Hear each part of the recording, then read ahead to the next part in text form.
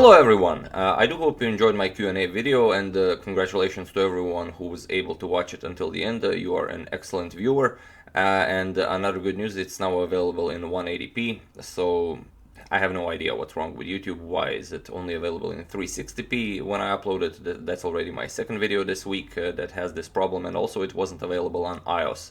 But that's all taken care of now, so let's return to the 1959 Candidates Tournament, and here we have a very interesting game between Bobby Fischer and Paul Keres. Now, before I forget, I managed to find one photo of the two of them playing in this tournament. It's not from this game, because every player plays 4 times against every other player.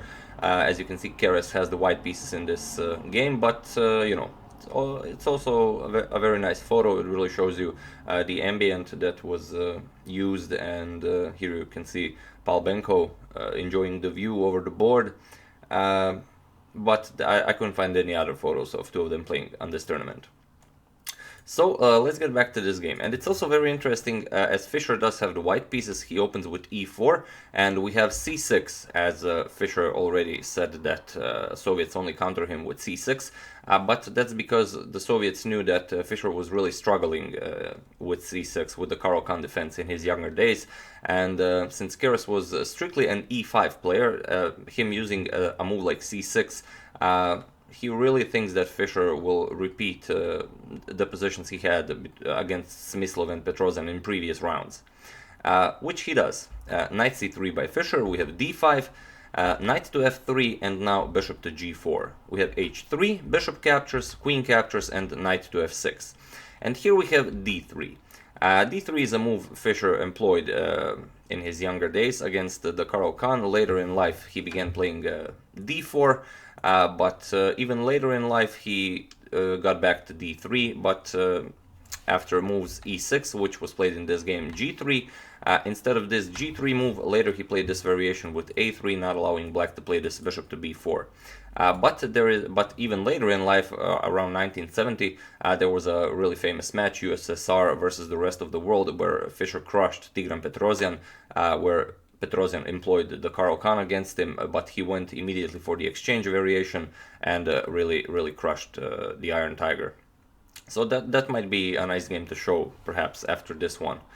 So g3 in this game, bishop to b4 now, developing the bishop, pinning the knight, bishop to d2, and now d4.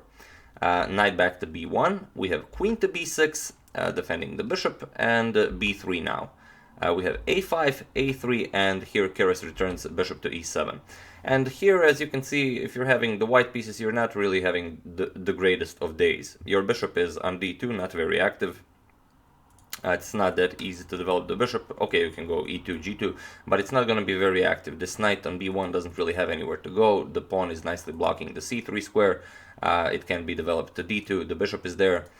So it's going to be a problem for Fischer to develop his pieces. Bishop to g2, now a4.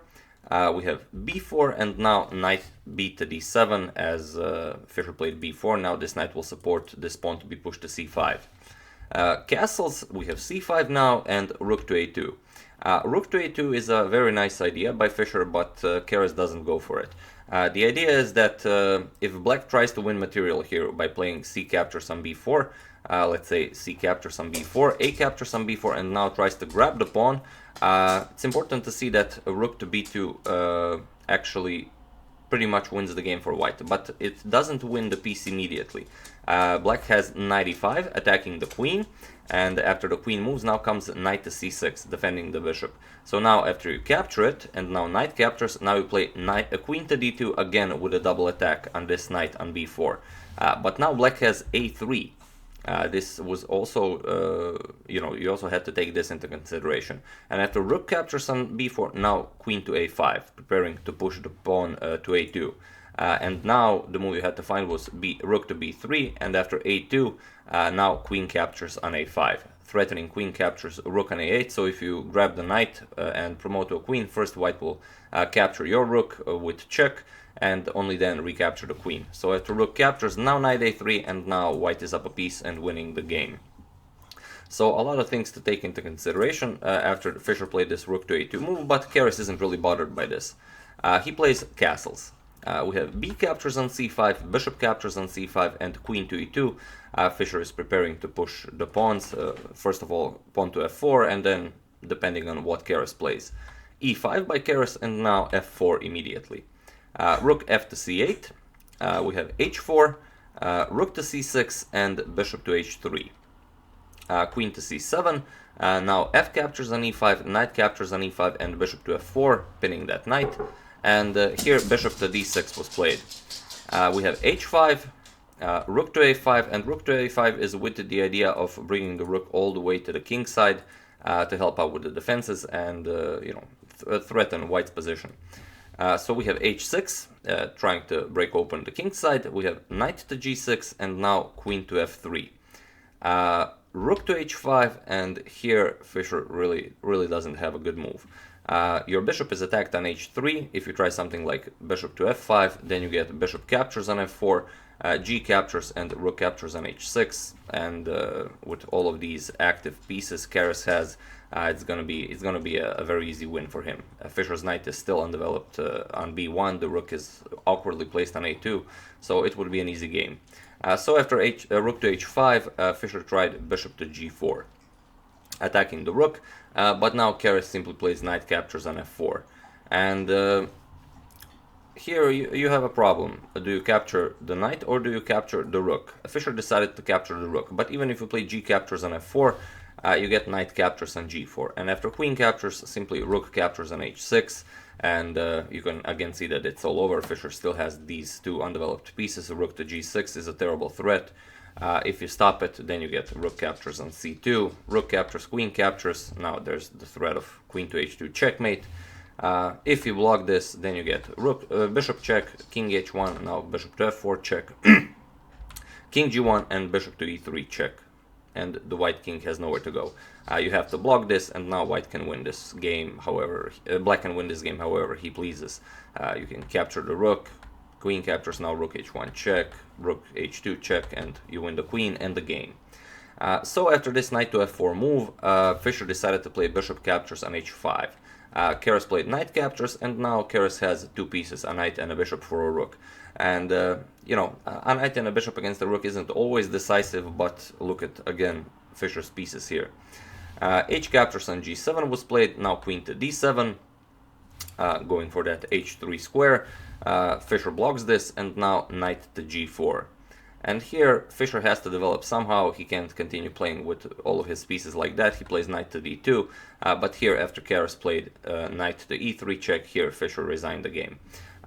His king is in check, the rook is forked, but even after he moves, Keres doesn't even have to grab the rook. He can simply play knight captures on g3, and Fischer doesn't really have any moves. Rook f2, now comes bishop to e5, preparing maybe rook g6, rook h6, knight to c4, knight captures, and now rook to f6, and it's all over. Queen g2, now rook to h6, threatening rook to h1. Again, if you block this, it's rook h1 check. You have to give up the queen. If you play king g2, you get queen to h3 checkmate. So this is just one of the variations that allows black to win this game nicely. But yeah, after knight to e3, Fischer resigned the game, and a nice victory for Paul Keres, who I already mentioned it in my previous videos from this tournament. In the end, got second place in 1959 candidates tournament, 1.5 point behind Mikhail Tal.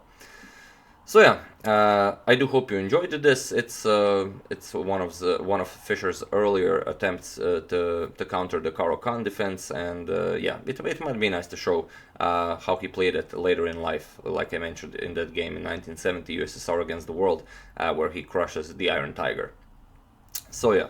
I would like to thank Fred Ackerman for your contribution to my channel. Thank you a lot, I really appreciate it. As usual, you can check two of my previous videos here. Thank you all for watching, and I will see you soon. And we can look at this photo one more time before this video ends. It's a very nice photo. So yeah, thank you all, and I will see you soon.